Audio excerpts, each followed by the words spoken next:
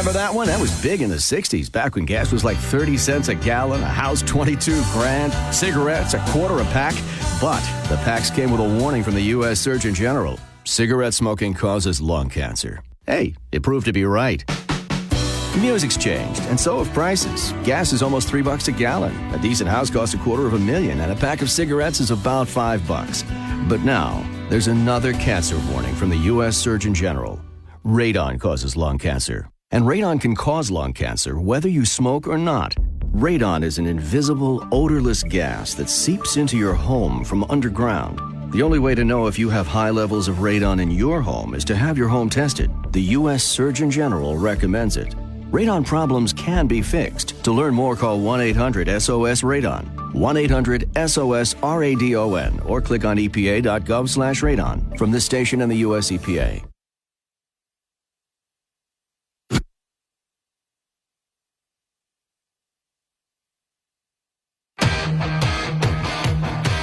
WBSM presents The Ken Pittman Show. Streaming live on WBSM.com and the WBSM app. Call 508-996-0500. Now, Ken Pittman.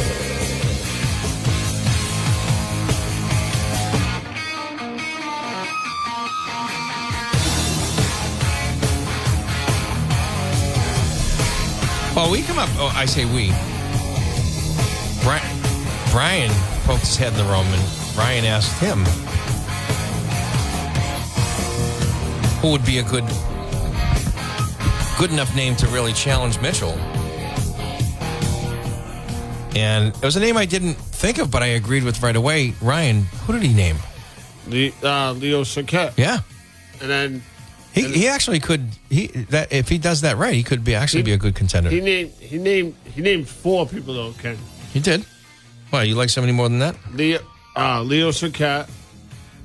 Mm-hmm. I know a lot of people like are like they like Shane Bergo, Ian Abreu, probably Sean Oliver, maybe. Sean Oliver is very interesting because if Mike Minogue wins, he could be his running mate, Ken. Well, he would be. Well, sort of, right? Because it's a separate race, but he's the only Republican on the ticket, so he would win de facto, I think. I don't think... but anyway, so when he returns to New Bedford as the lieutenant governor, all of a sudden that is a serious name to consider, right? Yeah, you got to consider that. And the girl that was supposed to be Minogue's running mate she's running a write-in, right? Not for lieutenant governor though. Yeah, a write-in. I usually write in. Not possible. She's not running. She's not doing a write-in campaign for lieutenant governor. She's doing it for the AG's office, right? No, she's doing it for the Secretary of State's office. Secretary of State. Pardon me. Yes, that's right. Let's go to the phones. You are on the air with Ken, and Ryan's in the building. Oops. Good morning, Ken, and good morning, Ryan. Nice to see you back, Ryan. Thank you. Okay. Now, to me, the big change that could take place, but the Republicans got to get their act together, is to get a Republican governor. That's the first chance you got a way of breaking up this Democratic dictatorship we got as a state. I hope that the Republicans don't fight against one another with the Brian Shortsleeve and the Minogue problem, okay? I hope once the process goes through and we have the primary and somebody is selected, they can unify and get control of that office. That's the one quick way that they could have some say in stopping the Democrats from dictating what goes on in this state, no matter what the average person wants. For example, like with the referendum, say, no, you can't have that. What say you? I'm still waiting for a Republican governor to make a significant contribution to growing the party in the state. I think Charlie Baker was a hell of a lot more visible than, say, Weld or Romney. But I don't know that it's reflected in the growth of the party. It's almost as if, you got to spend more than half your time just doing that if you want to see any difference. I don't know how you do it, but I think you start by just focusing and consolidating on races you know you can at least have a chance. I don't know about spreading this money out to races just to have somebody in the race. We're just going to throw you some money. It's a losing formula. It has been for decades. Down here on the South Coast, like I said, you get the St. Gelais over there in Westport. There's a winnable race. Go focus on that, win that, grow the party locally after you get somebody's foot in the door and start inviting people to join the cause. But, just spread it all out and just lose everywhere you go. They continue to do this. It bothers the hell out of me.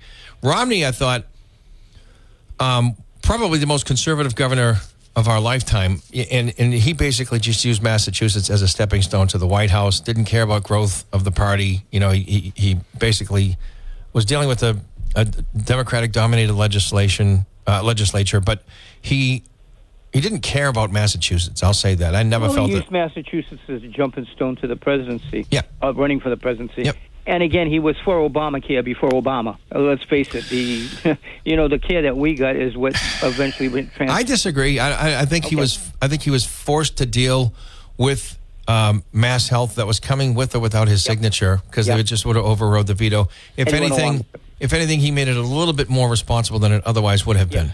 Yes. But again, the quickest way to give the Democrats opposition is to get a Republican governor. Maybe Charlie Baker should come out and to try to mend this thing between Short Sleeve and Minogue.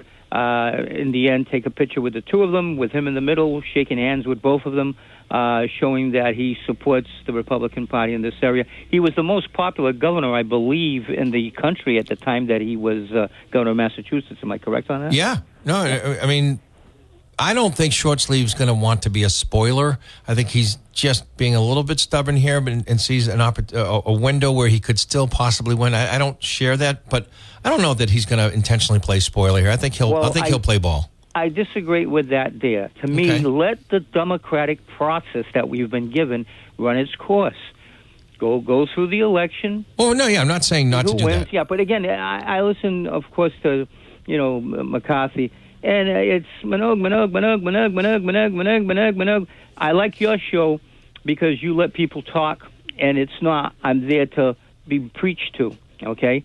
And, let the Republican Party do what it's going to do.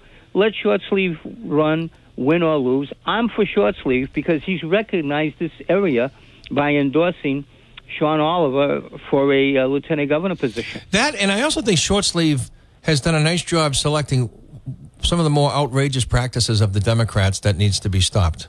Well, yeah, he's in politics. I get upset with this thing. Well, he's a businessman, and government's business. He has pretty good instincts. Government, in part, is business, no doubt about it. But it is also politics, and you've got to have somebody who's been in politics. Really, with Minogue, until he went on McCarthy's program, he's just a face, a smile. He could come down the runway and like a woman and, parade around to me. I don't really know what he stands for. I share your concerns. I am not comfortable saying I fully support him. I don't know enough about him. Yes, exactly. And he has not done anything really that much to do that. He's just a smiley face, and my company made the hot machine there that helps you, and I'm a businessman, I'm a billionaire, and wonderful. I solve problems. Yeah. I got to be honest.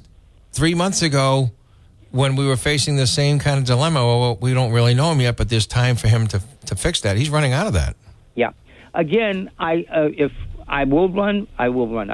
I will vote for Brian Shortsleeve because he's recognized this area through Sean Oliver as being important.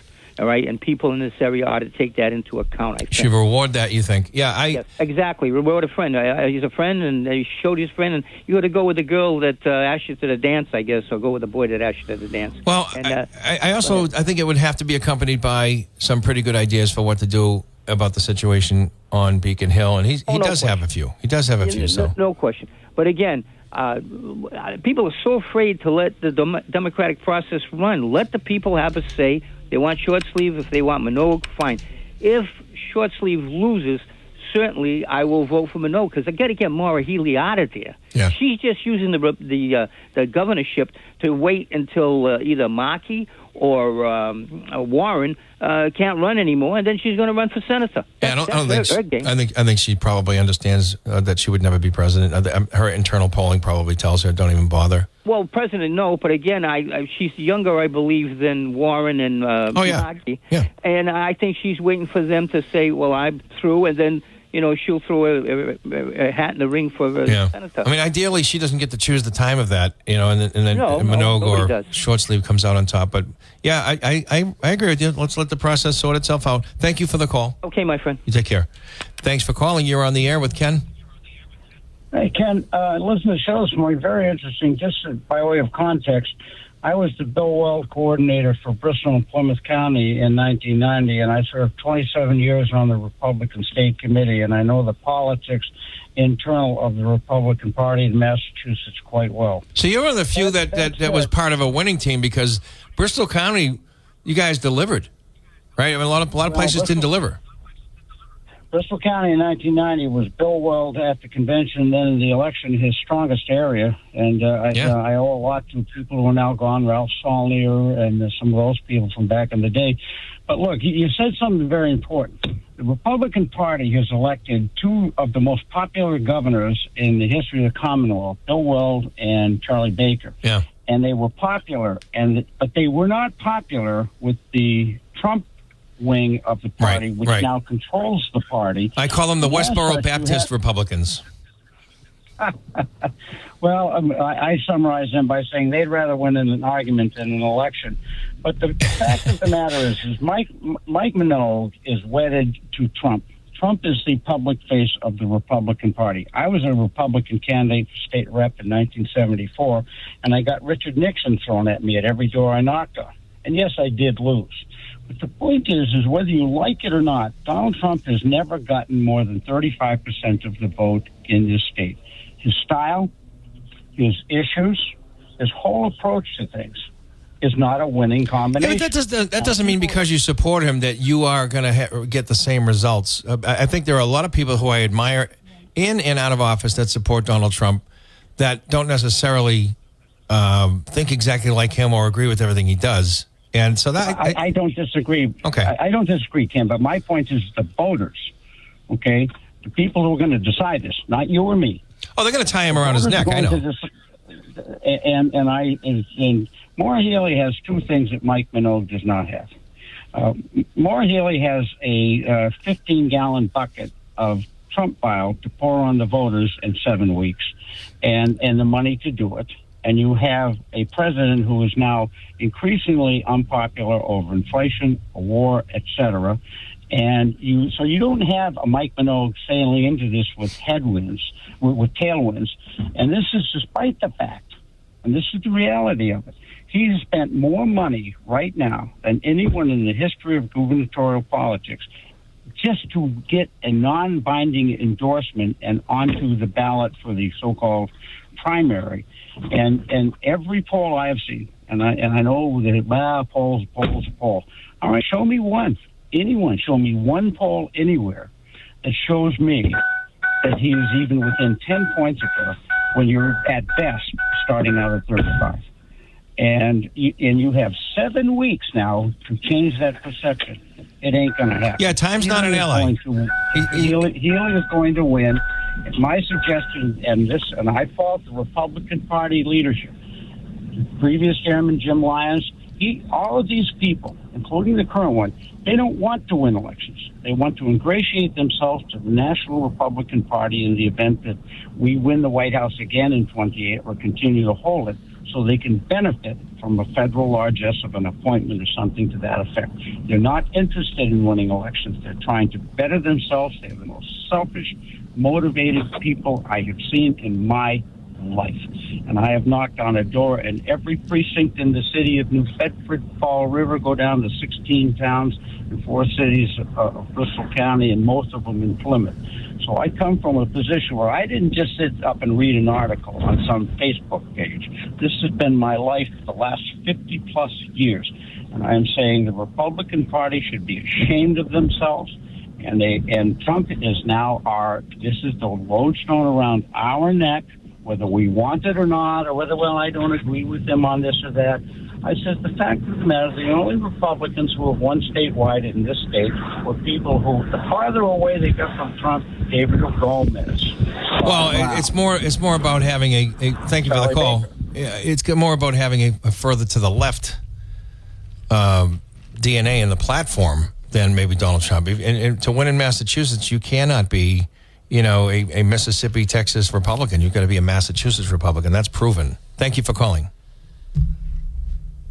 Hello. Whoops, I didn't hit the button. Hello? You're on the air. Good morning. Okay, yeah. I have one word for these November coming elections: enthusiasm. That's the word I'm going to use. And I see that in the young Republicans, the young Democrats. If you speak to them, you cannot convince them with reason and logic.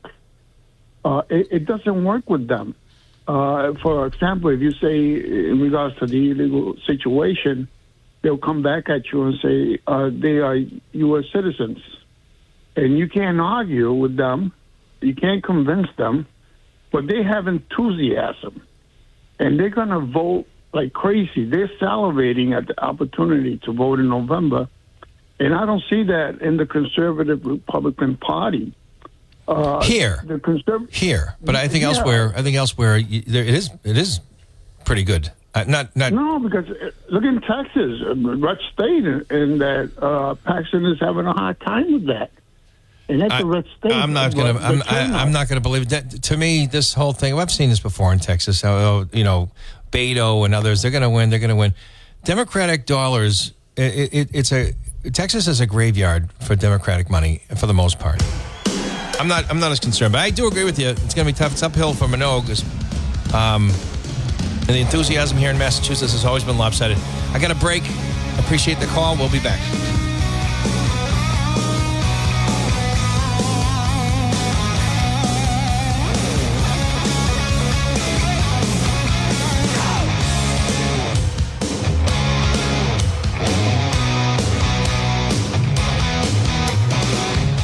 WBSM, New Bedford's news talk station. Listen at home or in the office on your smart speaker.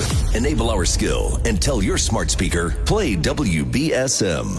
Stay up to date on the latest news. I follow the news pretty much throughout the day. New Bedford's news talk station, WBSM.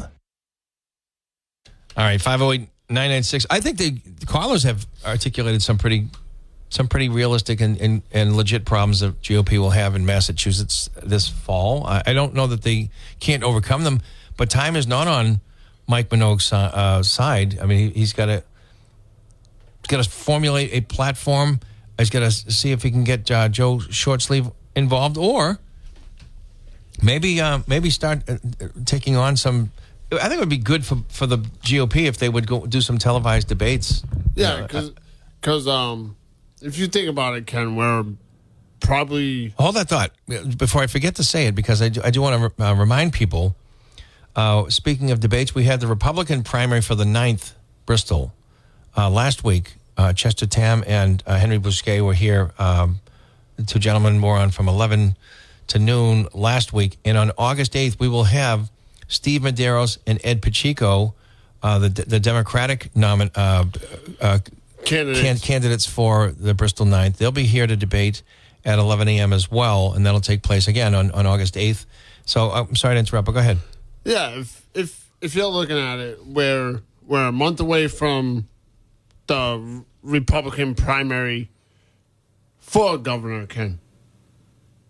Yeah, it's coming. It's coming up. The final election's November. Yeah, we are running out of time to learn who these guys are and who we're going to get behind all that. And you get your 15% maybe that are strictly paying attention, but that's not nearly enough. You've got to reach people who don't have time or don't believe they have time to learn more things and why they need to go with you. I've never heard of you, but why am I voting for you over the Democratic governor of Massachusetts? They've got to start messaging hard. Yeah, if I'm the Mass Republican Party, Ken, I'm focusing on building our party from the local races up. Yeah, but you got to start and figure out which ones are winnable. Winnable races, right, and then expand. But you can't. You're going to constantly retract if you do it the other way, which is what we're seeing. It's a losing formula. You know, I mean, to continue to do the same things over and over without success is kind of insane. I've watched some of the Mike Minogue ads. I'm not overly impressed with the content. I think he's trusting that people may trust him based on his word, right? He's given us a little bit of his bio. I think it's time to get real serious about specifics. Yeah. And then make sure you show the contrast on what it is you're opposing and why. Right now, I think his name recognition isn't what he thinks it is. Yeah, I think he just had he has a kiosk in New Bedford now, Ken. Yeah, and I know that. I don't want to discount Joe, Mr. Shortsleeve. Not Brian. Joe. Yeah, Brian. God, that reporter. But Brian Shortsleeve is a worthy candidate, right? Yes. He's got money. He's got ideas. And he's still in this. But I'm just saying that the convention, I think, was an eye-opener. That it seems like most people in the state want to go with Minogue. It's not over. Shortsleeve has every right to run and see what he can do here. So I don't want to discount that he's a legitimate contender here, because he is. It just seems as though I don't want to see foregone, but it seems very heavily favored. The outcome will be Minogue unless something really changes that we're not aware of. Not to cut you off, Ken. One thing that I liked about Shortsleeve, he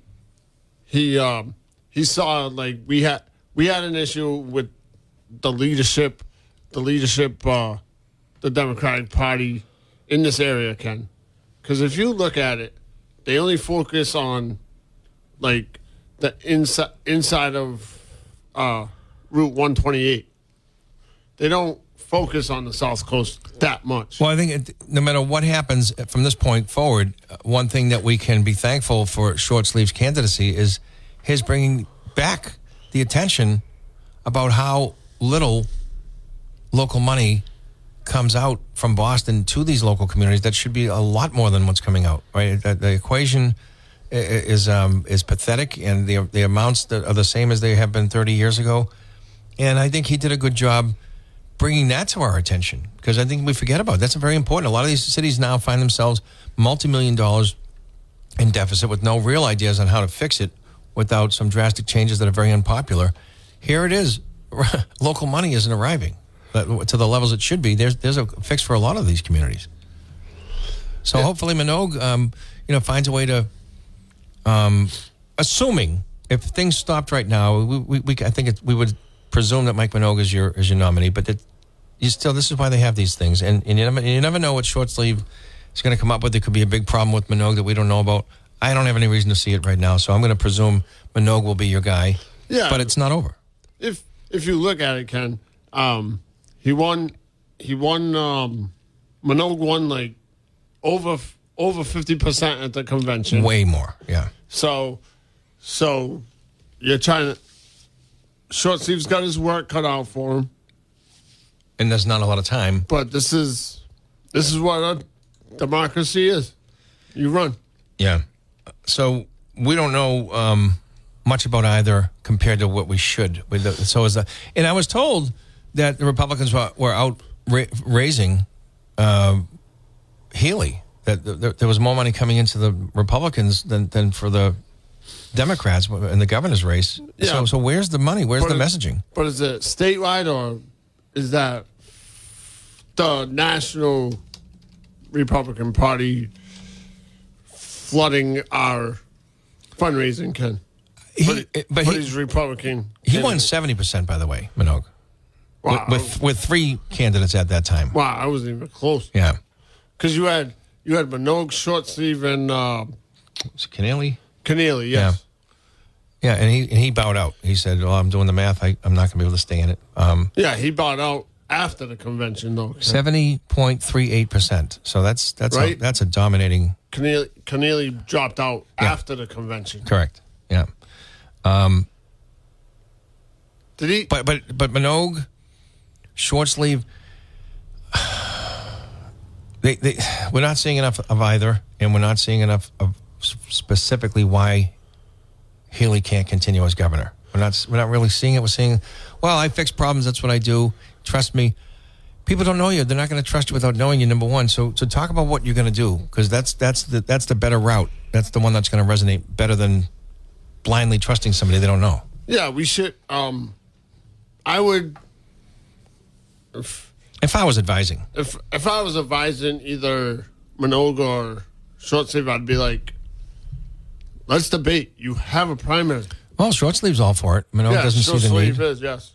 Minogue doesn't see the need. I think any publicity is good publicity at this point. Even if Short Sleeve gets in some blows, I still think it's good for people to take a look and see how this guy can think on his feet or can't think on his feet, whatever. I mean, you don't want to create suspicion. You don't have the luxury of dodging anybody. You're not like this long-standing incumbent who can depend on a base. You're a great unknown, and so is the outcome. So get out there. Yeah, I would. If I was advising Minogue, I'd be like, let's do this. Like, you gotta get your name out there. 7 weeks. Chris Markey will not be returning to the State House. He is running for district attorney. Correct, in Bristol County. So that seat's open. We had the Republican candidates debate last week, Chester Tam and Henry Bousquet. Henry Bousquet. And then on August 8th at 11 a.m., we'll have Steve Medeiros and Ed Pacheco, the two candidates for the Democratic nomination for the 9th Bristol, representing the 9th District at the State House of Representatives. And a very important race, and those two gentlemen will be in. It'll be the same format as we did for the Republicans. There'll be opening statements. I will ask 5 to 8 questions about various issues. There'll be a question that they'll ask of each other, and then their closing statements. And we'll get that done in about 50 minutes. And I look forward to it. Both of those gentlemen will be here at shortly before 11 a.m., and we'll get it done. I thought the last one went well. I thought both of the candidates, Tam and Bousquet, I thought they both did well. I should ask, is you out there, how did you think they did? If you were listening, I'm curious to see what it sounded like outside of the studio. But they were very cordial toward each other. I think they're, the two gentlemen, I think they'll both support the winner. For starters, I think that because there's a primary for that one. There's a primary for the Democratic side. Yeah, I'm seeing more signs go up. Originally, I saw only Steve Medeiros signs. And when I talked to Steve about that off here, he's not taking anything for granted. And of course, the age-old political wisdom, signs don't vote. So he's not leaning on that at all. I mean, it's nice to have that visible preference, but he's telling me he's got a lot of work to do, and he understands that Ed Pacheco's doing the work, and so I like the attitude of all these guys so far. Yeah, if you see it, Ken, because I work in Dartmouth, and you're right. There was a lot of Medeiros signs out there. Yeah, you didn't see Tam signs. You didn't see Bousquet signs. Now we are. You haven't seen. You didn't see Pacheco signs. Now, everywhere you go in Dartmouth, there's political signs everywhere now. Yeah. I mean, if I live in a dead end, so I don't know if anybody want to put a sign up in my yard, but who's going to see it? But there are some really smart places to put signs up, and and you're seeing them at intersections, and some people have a very good home to put a sign up or a business. And you're smart to knock on the door and say, hey, do you mind if I put this one up if you plan to support me, that kind of thing. But mine wouldn't be that. You got to raise a lot of money. Unfortunately, money is, people don't like to hear it, but money is how you win elections. Yeah, money is what you win with. You could have the best platform. You could be the most trustworthy, greatest guy or gal running for an office with great ideas. Nobody knows your ideas. Nobody's going to vote for you. So the only way to get them to see or hear your ideas is to have money. You got to raise attention. Door knocking is always a key part of it, And so you'd like to see more of that. I mean, going out and meeting people and what is the important issue on your mind? What would you like to see me do if I'm representing you? Got to see more of that. We did have a little bit of that in my neighborhood, but not everybody. Not everybody's been out there. So 508-996-0500. It's 11:39. Patriots now 2.5 hours underway in their camp. Very comfortable day for opening camp, right? Because these guys have been out working out. They're already pushing themselves. And they get to a camp, it's 80 degrees. That's a breeze. Come on. Yeah, couldn't ask for better. It's not humid either. No, and a nice little breeze out there. I'm excited about this year. Yeah, I am too. Like the first 4 games of this year are going to be tough. Well, let's see. We got Seattle. We open at Seattle during the ring ceremony. Then I think we host. We go to Jacksonville. We host Pittsburgh, and we go to Buffalo. 4 playoff teams. So, and you would say that Jacksonville and Pittsburgh got better. I don't know that Seattle got better. There might even be a slightly less. I think they took a step back, Ken. Minor, not major. You lose Kenneth Walker. Kenneth Walker to the Chiefs. Mm-hmm. And I think they moved way up for Jadarian Price from Notre Dame, who wasn't even the starter. He was the second running back on Notre Dame. With all the other colleges and all the running backs, they went and got Notre Dame's second string running back. Yeah, but we don't know the logic behind that, though, Ken. Well, I know that University of Washington, University of Nebraska, Penn State, there's some really good running backs in this draft that I would have chosen first, but we'll see. We'll see. Now, the Kansas City Chiefs, who have a lot of problems, right? They've got a quarterback who's already back, by the way. Yeah, he got Patrick Mahomes. He got cleared for training camp 7 months as of yesterday. Torn ACL, 7-month return. That just shows you what's happening with sports science, with sports medicine. With sports medicine, not sports science. Ken. Well, it's the same, but basically, what could have been a career-ending injury, it doesn't even knock you out for an entire season now. That's great. Yeah, but if you look at it, Ken, I'm going back to the NBA for a minute. Tatum, he had a torn ACL. That's right. Achilles. Back sooner than expected. Not an ACL. No, Achilles. But if you look at it, you had there was Damian Lillard had a torn Achilles. He didn't play all last year, and then the guy from Indiana, Halliburton, he didn't play all year. And look at Achilles never came back for more wars after that. Calm down, Ken. I'm sorry. Just talking about the time differences. No, but you're saying there's a big improvement on sports medicine. There's 2 guys that torn their Achilles and they were out all year. Yeah, now we're talking a little more than a half a year, and these guys are already back. Because Tatum tore his Achilles, I think the same. Just before the playoffs. No, it was in the playoffs against the Knicks. That's right. And Halliburton tore his Achilles in the playoffs too. And Tatum came back this year. But Mahomes will be under center at the beginning of the year, which they weren't sure about even 2 months ago. So that's just remarkable. Now, Kansas City's going to have some problems. I think the secondary is an issue. They now have Kenneth Walker at running back, and they have a rookie running back. They'll be okay in that area. Not so sure about this defense. Their wide receiver core is going to be okay. Chris Jones, you had to rest quite a bit last year. He's another year older now. You're going to have to rest him even more. I don't know. You're going to have to rest Kelsey. Kelsey's a year older now. Yeah, well, he's married now to Taylor Swift. I mean, he's an excellent player. He's been dependable for all these years. But you're right. He's up there. So I don't know that Kansas City can retain that AFC West perennial champion kind of thing anymore. I think that those days are over. You've got an improving Denver team. You've got an improving Chargers team. Even the Raiders of Las Vegas are showing signs that they're improving. It seems like they get a good front office finally. In the South, right, you get the Houston Texans. You got the Jacksonville Jaguars, Colts. Both good teams. Colts, if Daniel Jones doesn't go down, they may have been a top team, right? And then you got Tennessee. Oh, yeah. Tennessee's going to be an improved team. Yeah, I mean, I still don't think they win 6 games, but they'll be better. They got a new coach too. Yeah. They got a new Tough coach. division. It's a tough division. Yes. And you get the North. I think Cincinnati wins that division this year.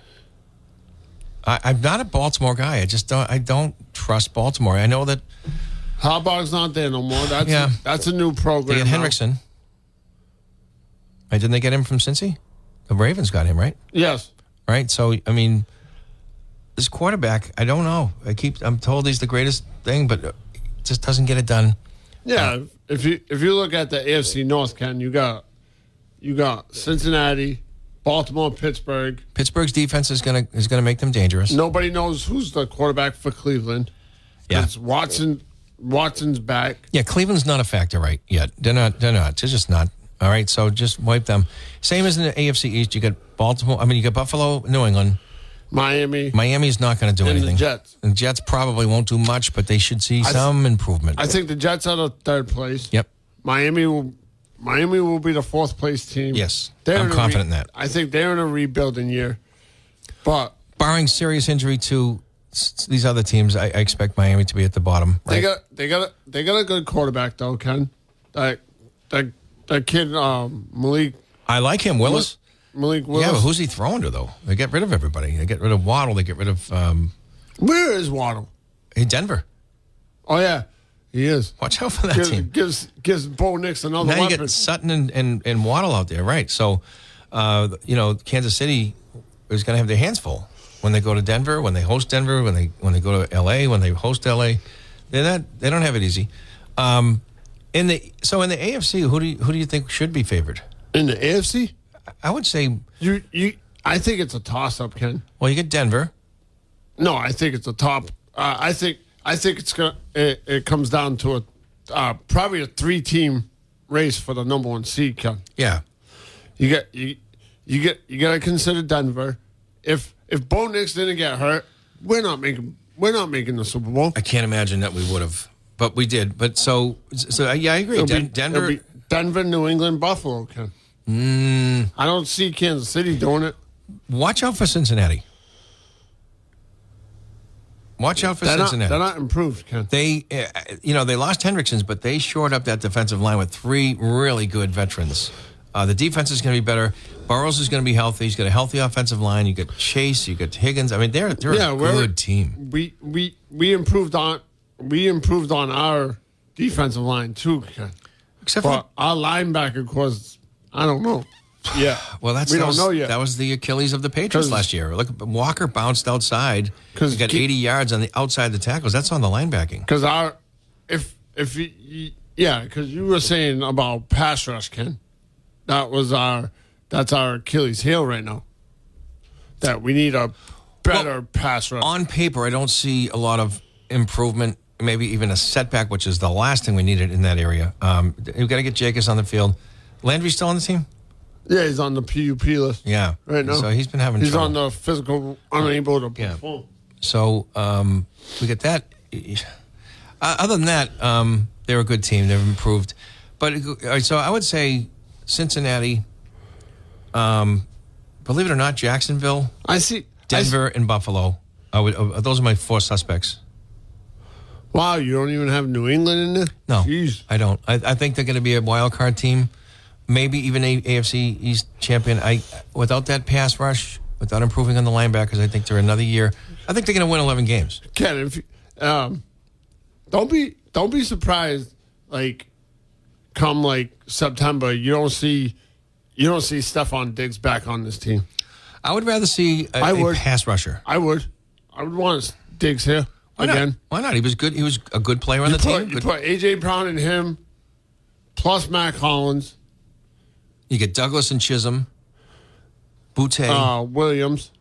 No, I don't know. You can't keep 8 receivers. No, I'm saying what if you had Brown, Diggs, and Boutte as your top? You're gonna have to move. Then Matt Collins. If you bring back Diggs, you're gonna have to trade Boutte or Douglas and get something for them. You're gonna have to. I think if I'm New England and say you bring back Diggs, I think Boutte's gone off this team, Ken. And he's developing. I'd like him. Because Douglas is your 4th wide receiver.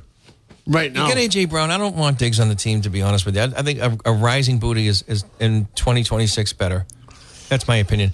NFC, I think you'll see great improvement in the Giants, in the Detroit Lions. I think Green Bay's going to have a big setback. We'll see. That's a tough division. Yeah, that's a tough division with Green Bay, Detroit. The Rams are stacked. The Rams are absolutely Green Bay, stacked. Detroit, Chicago. They are all Minnesota. Minnesota. But the LA Rams, in my mind, are the number one contender right now. Yeah, if they'll be the favorite to win the Super Bowl for Aaron Donald comes back too. You get the defending champion Seattle Seahawks in that division. And then, the most banged up team in the NFL still made the playoffs last year. They could come back in full force. San Fran. Yes. A good roster, right?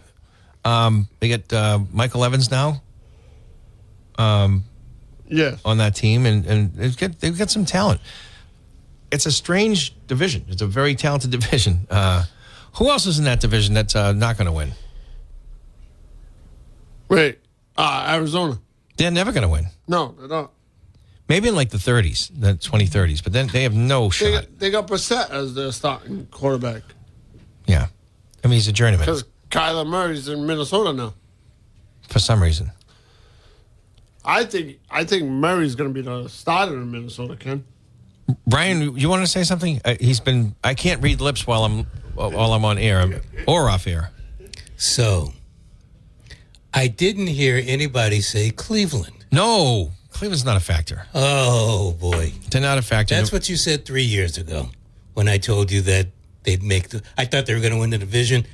They tied, but they didn't have a tiebreaker. They were a factor because of Myles Garrett. Yeah. Where's Myles Garrett? Jared Verse. Don't forget, Jared Verse is a good player. Yes, he is. Right? Excellent. And he might have, in 3 years, might even surpass Myles Garrett, right? He could actually be more effective. But Cleveland this year, I don't see it. I don't see it. I don't see it for Cleveland. I don't see it for Tennessee. I don't see it for the Dolphins. I'm eliminating the Raiders, Dolphins, Browns, and Titans. I don't see. I didn't hear you didn't eliminate the Jets. No, I think the Jets will make some strides. I doubt they are a big factor. I think. Well, what are you eliminating them from? Absolute contention. Okay, well that's what I'm saying. The Jets. The Jets could, if the Jets sneak in an extra 3 or 4 wins, they could shock people. They're not. I wouldn't say I would discount them absolutely from not being in the playoffs. And Baltimore is where? They're in my overrated category once again. I think Baltimore is out of the playoff contention. Really? Yeah. Even with Hendrickson going there, I don't know. They got a good roster. They did really well in the draft. Again. Everybody has a good roster. It's how they gel. True. I think Baltimore's got a good front office. I really do. I'll say this. I think Cincinnati, if Burrow and that offensive line stay healthy, they're going to be nasty. Right? And Burrow is the closest thing to Tom Brady in the NFL, in my opinion, in terms of decision-making, similar arm, throwing ability. I think he sees the field very similarly to Tom Brady. I think I see a lot of the same. I think he moves better than Brady. He does. Well, but so does a giraffe on Manning roller skates. Saw the field better than Burrow. Got to go to a commercial break in a few seconds, but yeah, I'm one of these guys who still thinks the pocket quarterback can be trusted to get to the Super Bowl more than these playmaking runners first. I think it's who got to the who won the Super Bowl this past year? Donald's. Yeah, a pocket quarterback. I would call him that. Yeah. Pocket quarterback, yeah. We'll be back. We have a commercial break, and we'll return right after this.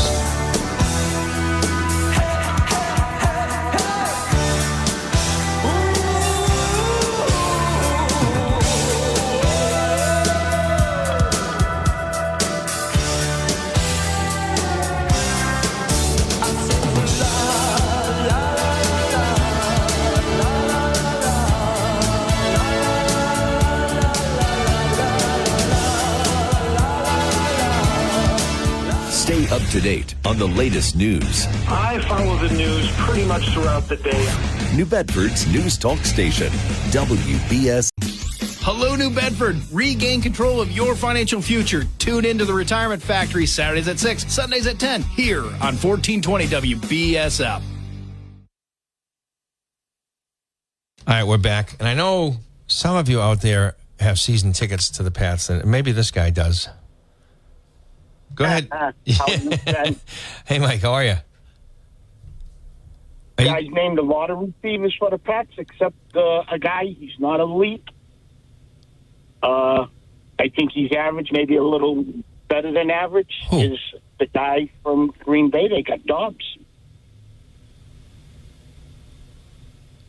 Wait a minute. For pass rush? No, receiver. That's right. We have Romeo Dobbs. How did I forget Romeo Dobbs? I forgot about him, too. Like I said, I don't think he's elite, but I think he's average, maybe a little above average. You know, I've tried him a few times in fantasy football, and he never really put together a season to get excited about. But, you know, he's got good size, good speed, and he's on a very competitive wide receiving core up there in Green Bay, so you never know. But, yeah, I forgot all about him. I'm the same way as far as the fantasy is concerned, but let's say they double-team A.J. Brown. That might open them up for a little bit more, and May's a good pinpoint passer. Well, you know, I'm just throwing it out there that you guys named everybody else except Dobbs. Let me point something out. There's no guarantee Dobbs is going to get McDaniel's system right away. Like, we've seen a lot of star wide receivers come here, you know, Galloway and others that just couldn't get the system. There's no guarantee, but we know Booty knows the system and he does well in it. So he's gonna. I love Booty. Yeah, me too. Yeah. LSU. Yeah, I love Booty. It's interesting season. Very tougher schedule than last year. So is the number two receiver? I don't know about Dobbs. I think it's a Booty call. I just wanted to work that in. I just wanted to work that in. I'm not gonna argue with that. I wouldn't be upset. Booty did extremely well last year. Sure he did. What do you have? 6 touchdowns? Yeah. Maybe the most fantastic catch of the season too. I think the major thing coming into this season, some way, they gotta extend Gonzalez. He cannot afford to lose. Gonzalez. Oh, you got to get him in there. Yeah, I know, for multiple years. Mike, I ran out of time. Thank you for the call. Yep, you got it. Thanks.